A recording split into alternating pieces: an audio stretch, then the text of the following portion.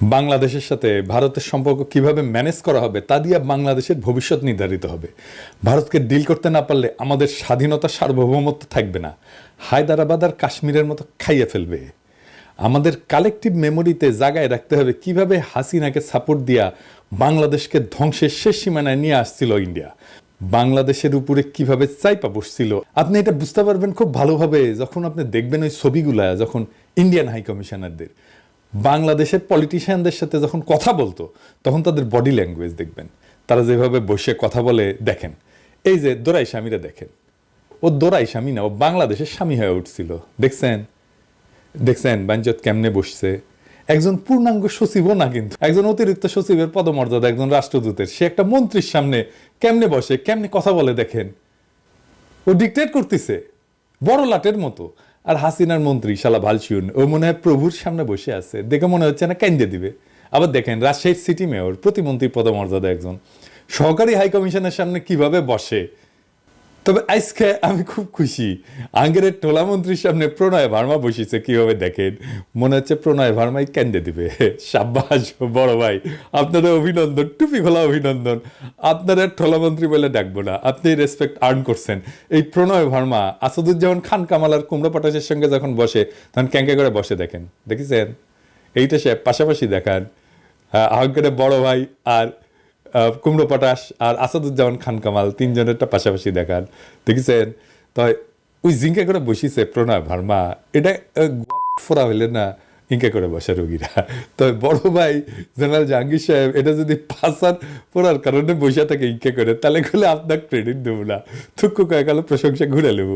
যাই হোক, বাংলাদেশের উপরে ভারতীয় প্রভাব কিভাবে কাজ করে, অনেকভাবে করে, এর একটা দিক দিয়ে কাজ করে, সেটা আমরা কখনো আলাপ করি না। আজকে ওই আলাপটা করবো। আর একটা গুরুত্বপূর্ণ দিক দিয়া ইন্ডিয়া আমাদের উপরে বহুমাত্রিকভাবে প্রভাব বিস্তার করে, সেটা আলাপ করি। ধরেন জাতিসংঘ, আন্তর্জাতিক সংস্থাগুলা, এগুলো বিভিন্ন দপ্তরে যারা বাংলাদেশ দেশ নিয়ে কাজ করে তারা কারা?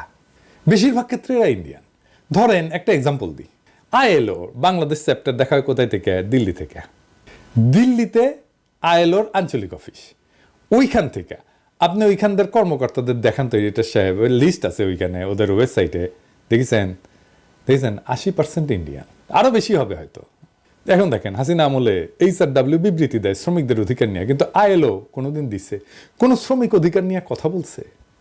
এই যে এত শ্রমিক মারা গেল, গুম হইল, খুন করলো এত শ্রমিককে, কোনোদিন কিছু বলছে? কিচ্ছু বলে নাই। আন্দোলন করতে যায় নিখোঁজ হয়েছে কতজন দেখেন, কখনো বিবৃতি দিছে? দেয় নাই। শ্রমিকদের আন্দোলন করতে গিয়া পুলিশের গুলিতে নিহত হয়েছে, আইএলও কোনোদিন বিবৃতি দিছে? আজ আমিনুলকে যে শ্রমিক নেতা, এটা একটা খুবই সেন্সেশনাল ঘটনা ছিল, আপনি জানেন না? আমিনুলকে তুলে নিয়ে যায় র্যাব, তারপরে ক্রস ফায়ারে দিয়ে মারে, তারপর মাইরে ফেলায় দিয়ে যায় ডেড বডি। অনেকদিন আগের কথা, আজকে আশুলিয়াতে, অনেকে হয়তো জানেন না। আইএলও কোনোদিন বিবৃতি দিছে? দেয় নাই।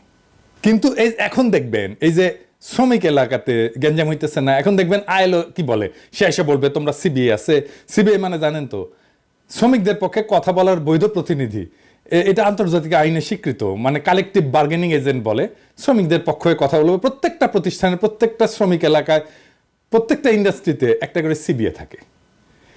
ইভেন আমি যেখানে চাকরি করি প্যারিসে, সেখানে এই কোম্পানিরও সিবিআই আছে। হাসিনা আমলে কিন্তু সিবিআই ছাড়া চলতে পারবেন, বিশেষ ত্রিকোঠায় মাপ। হাসিনা বা আমলিক ক্ষমতা থাকলে যেভাবে ডিল করে বাংলাদেশের সাথে, অন্য কেউ ক্ষমতা থাকলে ঠিক উল্টাভাবে ডিল করবে। মানে আমলিক ক্ষমতা থাকলে তাদের পৌরুষ, পেশাদারিত্ব, এথিক্স, নৈতিকতা সব পোতায় যায়। আবার অন্য কেউ ক্ষমতায় আসলে তখন দিল্লির আইএলও কর্মকর্তাদের পৌরুষ জেগে ওঠে। এটা হইতেছে আমাদের সমস্যা, বড় সমস্যা। জাতিসংঘ সহ সকল আন্তর্জাতিক প্রতিষ্ঠানকে আমরা আহ্বান জানাই, আমাদের কখনো ভারতের সাথে একসাথে রাখবেন না। মানে আমাদেরকে যখন ট্রিট করে তখন ভারত যেই গ্রুপে থাকে সেই গ্রুপে আমাদের রিপোর্টিং যেন ভারত না হয়। পাকিস্তান আর ভারত কি একই অঞ্চলে আছে? নাই তো। জাতিসংঘের আন্তর্জাতিক সংস্থা ভারতকে দক্ষিণ পূর্ব এশিয়ার আওতাধীন আঞ্চলিক অফিস থেকে দেখা হয়, যার কেন্দ্রবিন্দু সাধারণত ব্যাংকক হয়, নিউ ইয়র্ক হয় অথবা দিল্লি। অন্যদিকে পাকিস্তানকে সাধারণত পশ্চিম এবং মধ্য এশিয়ার আওতাধীন আঞ্চলিক অফিস থেকে পরিচালনা করা হয়। আমাদেরকেও বাংলাদেশকে পশ্চিম আর মধ্য এশিয়ার অফিস থেকে দেখা হোক, এটা জাতিসংঘের কাছে আমাদের দাবি। এইটা আমাদের পররাষ্ট্র মন্ত্রণালয়কে বলতে হবে। কোনোভাবেই যেন আমাদের সাথে ইন্ডিয়ার কোনো ধরনের এইখানে যোগাযোগ না থাকে, আমরা একই গ্রুপে থাকবো না। থাকলে আমাদের ওরা বাম্বু দিতেই থাকবে। এইবার আর একটা প্র্যাকটিক্যাল উদাহরণ দেখাই। আসেন আমরা কয়েকটা নাম দেখি, আপনারা অন্যভাবে নিয়েন না, মানে দামগুলো দেখেন বাংলাদেশে কাজ করতেছে এমন কয়েকটা আন্তর্জাতিক প্রতিষ্ঠানে, ধরেন ড্যানিশ রিফিউজি কাউন্সিলের কান্ট্রি ডিরেক্টর, কি নাম? সুমিত্রা মুখার্জি। ক্রিস্টিয়ান এইড, কি নাম? পলাশ দাস। প্ল্যান ইন্টারন্যাশনাল, কি নাম? Kavita Bose. World Vision, Suresh Batlet. Concern Worldwide, Suresh Kumar Agarwal. Oxfam, Ashish Damle. CARE, Ramdas. Save the Children, Suman Dasgupta. কিছু কিছু ক্ষেত্রে হয়তো পরিবর্তন হয়ে গেছে, এমন হইতে পারে, আমি তো নেট থেকে নিছি নামগুলা, কিছু কিছু ক্ষেত্রে হয়তো হয়ে গেছে যে এখন চলে গেছে, কিন্তু আপনার যেটা আমি বলতে চাইতেছি সেটা হচ্ছে বেশিরভাগ আন্তর্জাতিক সংস্থার হেড ইন্ডিয়ান। মানে ইন্ডিয়ান ছাড়া অন্য দেশের লোক আসতেছে না বাংলাদেশে, না চাইলে বাংলাদেশে আইসেন না, কাজ করেন না। ইন্ডিয়ান কোম্পানি বাদই দিলাম, মানে ইন্ডিয়ান কোম্পানিগুলো কিন্তু বাদ দিছি, মানে বাজাজ আছে, টাটা আছে, এয়ারটেল আছে, মেরিকো আছে, সান ফার্মা, তাও দেখছেন একদম আন্তর্জাতিক প্রতিষ্ঠান কিন্তু সেইখানে ইন্ডিয়ান দিয়ে রাখছে। সবাইকে বলে দিতে চাই, আগামী বছর আমরা কোনো ভারতীয় প্রধান দেখতে চাই না। বাংলাদেশের প্রতিষ্ঠানগুলোতে 4 মাস তো আছে, এরপরে কিন্তু অফিস ঘেরাও করব। কোনো অপ্রীতিকর অবস্থা এড়াইতে চাইলে আগেই ভাগেন ভাইয়েরা আর বোনেরা, পরে কোয়েন না, টাইম দেই নাই। আমার ক্ষুদ্র ভ্রাতার ভগিনীদের বলি, সব অফিসগুলো চিনে রাখবেন, আমরা জানুয়ারিতে আবার চেক করব, তখন যদি কোনো ইন্ডিয়ান থাকে অফিসে তাহলে কলে খবর আছে। হ্যাঁ, বাংলাদেশকে ভারতের জন্য হোস্টাইল টেরিটরি করে তুলব। আমার মাটিতে বিডিআর বিদ্রোহের নামে আমার সেনা অফিসারকে হত্যা করিয়া আবার আমাদের সেনারা তাদেরকে উদ্ধারের জন্য যাইতে চাইলে বলো সেনা অভিযান করবা? এত মজা? ফেলানিকে মাইরা কাটাতারে ঝুলায় রাখবা, বাদ দিয়া নদী শুকায় আর বাচ্চারা ডুবায় মারবা, আমাদেরকে উই পোকা বলবা, আর হাসিনাকে ক্ষমতায় রাখবা, আমাদের বুকের উপর দিয়ে ট্রানজিট নিবা, সব হান্দায় দেব পিছন দিয়া তেল ছাড়া। ইন্ডিয়ার সাথে আগামীতে কেমনে ডিল করতে হবে? ইন্ডিয়া তো সবসময় আমাদেরকে অধীনস্থ করে রাখার চেষ্টা করবে, পা চাপা দিয়ে রাখার চেষ্টা করবে। কেমনে এটা থেকে উদ্ধার পাবেন? আমাদের সাথে যা যা করছে হাসিনা আমলে, তার জন্য ইন্ডিয়ার সাথে কুত্তার মতো ব্যবহার করার বৈধ আর নৈতিক অধিকার আমাদের জন্মাইছে। হাসিনা যে ম্যাসাকার করছে তার পুরা দায়িত্ব ইন্ডিয়ার। হাসিনা যে ইন্ডিয়ার দাসী ছিল সেটা তো হাসিনাকে আশ্রয় দিয়ে প্রমাণ করছে, তাই কোনো মাপ নাই ইন্ডিয়ার। ইন্ডিয়ার লগে কোনো খাতির নাই। বাংলাদেশের কোনো উপদেষ্টা, বাংলাদেশের কোনো পলিটিশিয়ান যদি বলে যে আমরা ভারতের সাথে সম্পর্ক চাই, তার কলে খবর আছে, হ্যাঁ আমরা ধরবো তারে। আমেরিকা ইন্ডিয়ারে সর্বতভাবে সাপোর্ট দিয়ে গেছে, তাই ইন্ডিয়ার সাথে প্রকাশ্য শত্রুতা আর আমেরিকার সাথে শীতল সম্পর্ক, এটাই হবে আমাদের পররাষ্ট্রনীতি। ভারতের সাথে হওয়া সব চুক্তি বাতিল করতে হবে, বাংলাদেশে ভারতীয়দের চাকরি নিষিদ্ধ করতে হবে, বাংলাদেশে ভারতীয়দের বিনিয়োগ বন্ধ করতে হবে, যে সমস্ত ভারতীয় কোম্পানি আছে সেগুলো বিশেষ অডিট করতে হবে। বাংলাদেশের শ্রম আইন, পরিবেশ আইন আছে না, কর পরিশোধ করছে কিনা, ভ্যাট পরিশোধ করছে কিনা, কোনো অনৈতিক কাজ করছে কিনা, এগুলো দেখতে হবে। আমি একটা এক্সাম্পল দিতে পারি কেমনে ধরা যাবে। হ্যাঁ, যেমন সান ফার্মা বাংলাদেশে কাজ করে না, ইন্ডিয়ান ফার্মা। ওই সান ফার্মা তো ডাক্তারদের ঘুষ দিয়ে প্রেসক্রিপশন লেখা হয়, এটা প্রমাণ করা 1-2 এর কাজ। এই অ্যালিগেশনে এই কোম্পানিকে বন্ধ করে দেওয়া যায়। সব ইন্ডিয়ান কোম্পানি ঘাপলা আছে, সেগুলো ধরা হবে।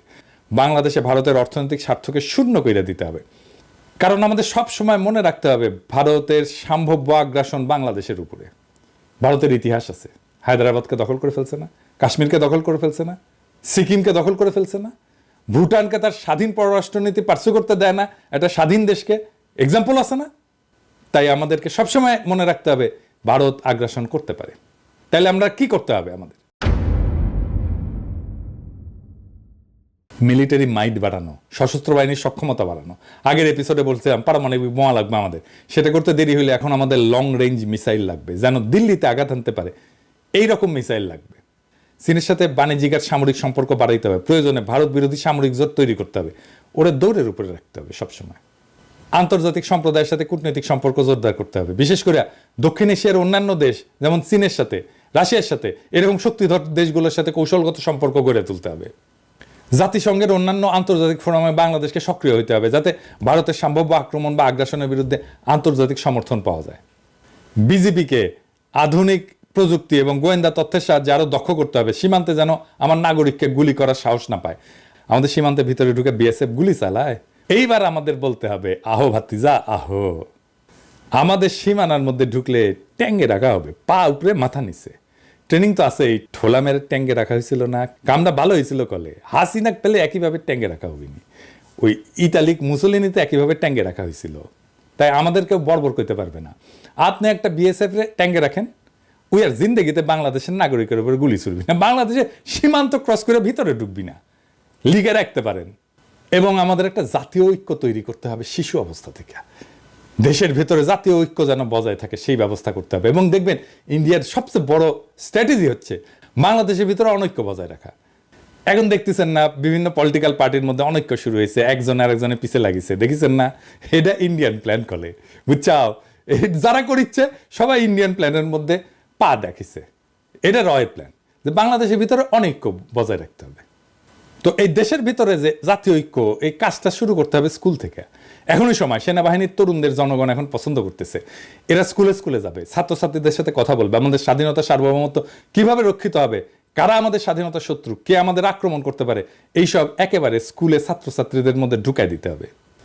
ভারতীয় পণ্য বয়কট আন্দোলন দেখেছিলেন না? একেবারে শিশুদের দিয়ে ক্যাম্পেইন করেছিলাম। ওই বয়সে ইনডক্ট্রিনেট করে দেওয়া, মানে মাথার মধ্যে ঢুকে দেওয়া, এইটা যদি ঢুকে দেওয়া যায়, এটাই আমাদের ভবিষ্যতে প্রতিরোধের শক্তি হয়ে থাকবে। ছাত্রছাত্রীদের অস্ত্রের সাথে পরিচয় করায় দিতে হবে, তারা যেন অস্ত্র হাত দিয়ে দেখতে পারে এটা কি। ভারত থেকে জ্বালানির উপরে নির্ভরশীলতা কমায় আনতে হবে, বিকল্প শক্তির উৎস এবং জ্বালানি নিরাপত্তার দিকে নজর দিতে হবে, যেন কোনো সংকটময় পরিস্থিতিতে বাংলাদেশ বিপদে না পড়ে। কূটনীতিতে বাংলাদেশের বেস্ট ব্রেনগুলোকে যুক্ত করতে হবে, যেন বাংলাদেশ কূটনীতিতে সেরা হইতে পারে। বাংলাদেশের সেরা ছাত্রগুলোকে দুনিয়ার সেরা ডিপ্লোম্যাটিক স্কুলের ট্রেনিং দেওয়া হতে হবে। লং টার্মে আমাদের ডিপ্লোম্যাটিক অ্যাসেট তৈরি করতে হবে, কারণ আমাদের জন্য শান্তিপূর্ণ এবং কূটনৈতিক সমাধানই সবসময় অগ্রাধিকার হওয়া উচিত। কিন্তু আত্মরক্ষা এবং প্রয়োজনে প্রত্যাঘাতের প্রস্তুতি অত্যন্ত গুরুত্বপূর্ণ। আপনার শত্রু যদি মনে করে আপনি দুর্বল, তাইলে আপনি গেছেন, আপনি শেষ। আপনার শত্রুকে সবসময় মনে করতে হবে যে এটা বিপজ্জনক, এর সাথে গ্যাঞ্জাম করা যাবে না। বাংলাদেশের জনগণ বিপজ্জনক জনগোষ্ঠী, সাবধানে ডিল করতে হবে। আর পরিশেষে ইন্ডিয়ারে ভয় পাবেন না। ভারতের তরুণদের আবু সাইদদের মতো বন্দুকের সামনে বুক পাইতে দেওয়ার হিম্মত নাই। ওরে আমরা ভয় করবো, বাদ। এপিসোডের শেষে একজন শহীদের কথা আজকে আপনাদের বলি। কিছুতেই কান্না থামছে না সোহানের স্ত্রী শম্পা বেগমের। তিনি বারবার বলছেন সোহানকে ছাড়া এখন একা কিভাবে বাঁচবেন। তাদের বিয়ে হয়েছিল 2017 সালের 19 নভেম্বর। এরপর মধ্যে 3 বছর দুজনে একসঙ্গে ঢাকায় সংসার পেতেছিলেন। বাকি সময় স্ত্রীকে গ্রামে পরিবারের সঙ্গে রেখে ঢাকায় চাকরি করেছেন সোহান। শম্পা বেগম বলেন, আমাদের মধ্যবিত্ত পরিবার, অর্থ সংকটের কারণে ও একা ঢাকায় থাকতো। অর্থের কারণে দুজনে একসঙ্গে থাকতেও পারিনি।